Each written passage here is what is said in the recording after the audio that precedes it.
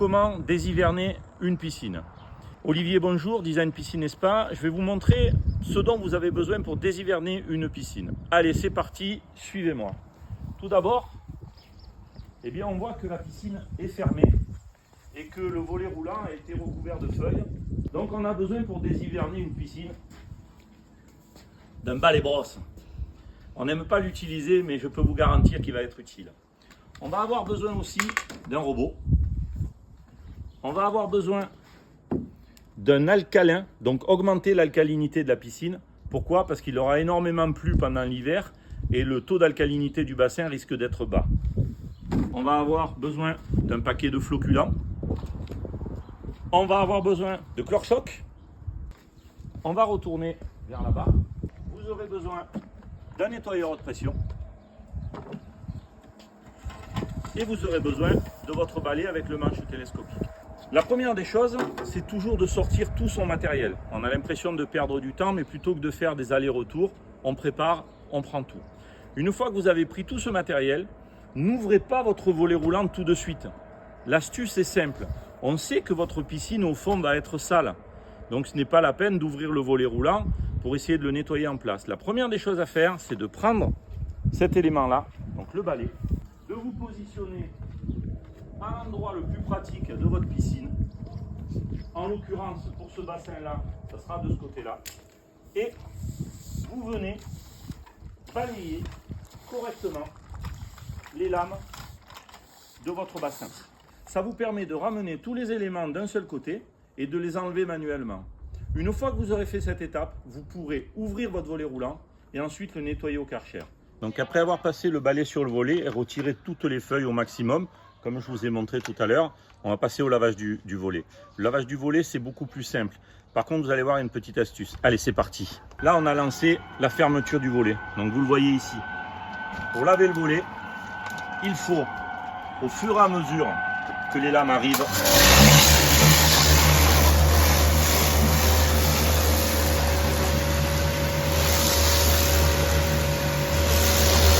leur mettre un coup de lavage. Le fait de le laver du côté extérieur vous permettra d'avoir toujours les interstices ouvertes et de faire un bon lavage. Bien sûr, il va falloir le répéter 2 ou 3 fois. Donc vous voyez que l'eau est propre. On voit simplement qu'au fond du bassin, on a un petit peu de terre. On a encore quelques feuilles qui sont à l'intérieur qu'on va enlever à l'aide du panier filtre qu'il y a ici. Le secret, vous allez me dire, ah mais non, ce gars-là, il doit tricher, c'est pas possible. Le secret pour avoir une eau bleue d'entrée arrivée au printemps, c'est d'hiverner votre bassin le plus tard possible. Hivernez votre bassin quand l'eau est à environ 10 degrés. Plus elle est froide, moins vous aurez d'algues.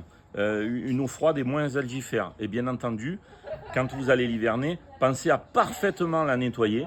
Vous faites un dernier traitement et c'est terminé. Vous retrouverez ce que vous avez là aujourd'hui. Là, on enlève les dernières feuilles qu'on arrive à trouver dedans le bassin. Plus de terre que de feuilles.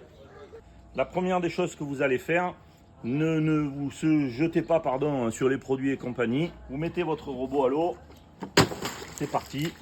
Nous, en l'occurrence, on vend des robots de la marque Metronix. Honnêtement, on a fait un petit peu le tour des robots. Aujourd'hui, cette société-là, elle a une base qui est implantée à côté de la Ciotat. Ces gens-là, c'est des gens sérieux. Et puis derrière, on a un bon SAV. Ce qu'on regarde, c'est vraiment ça, d'avoir un bon SAV pour nos clients. Donc pendant que le robot va faire son travail, on va regarder un petit peu où en est l'eau de notre bassin. Alors c'est simple, les choses les plus importantes dans une piscine sont en 1, l'alcalinité. Si vous avez une alcalinité qui est mauvaise, vous n'arriverez pas à régler votre pH. Et si vous avez un pH qui est mauvais, vous n'arriverez pas à avoir un beau taux de chlorination à l'intérieur du bassin. Donc la première des choses, vous allez prendre une petite bandelette comme ça, si vous n'êtes pas équipé de tout un automatisme, mais de toute manière, ça ne fait pas de mal de contrôler. Vous allez en premier prendre un petit aquacheck comme ça, une petite bandelette. Évitez de mettre les doigts sur les éléments, puisque vos mains sont elles-mêmes acides et elles vont donner déjà un état de contrôle. Donc mettez toujours la main bien sur la bandelette, pas sur les petits éléments. Vous trempez à l'intérieur, comme je fais là, quelques secondes suffisent. Là, on va regarder un petit peu ce qui se passe au niveau, c'est ici, au niveau de notre bassin. Donc on voit free chlorine. Vous voyez, on voit qu'on est haut en chlore. Alors c'est normal, hein. Là en l'occurrence, puisque hier moi j'ai commencé déjà à faire tout ça. Aujourd'hui c'est vraiment une vidéo pour vous développer. Donc le plus important, c'est, vous voyez ce qu'il y a ici, c'est l'alcalinité.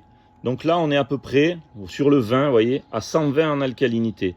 Donc on est quasiment au top point de vue alcalinité. Si le taux d'alcalinité n'a pas été bon, bien entendu, vous allez prendre ce type de produit. Vous voyez, hein, Alcanal, donc remonte le TAC, d'accord. Et en remontant le TAC, en fait, c'est ce qu'on appelle un TAC+. Ça, c'est très très important, hein.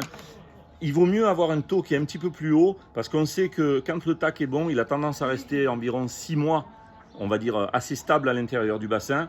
Donc, vous devez, avec ça, avoir une bonne année qui va se passer. Donc ça, c'est vraiment très très important.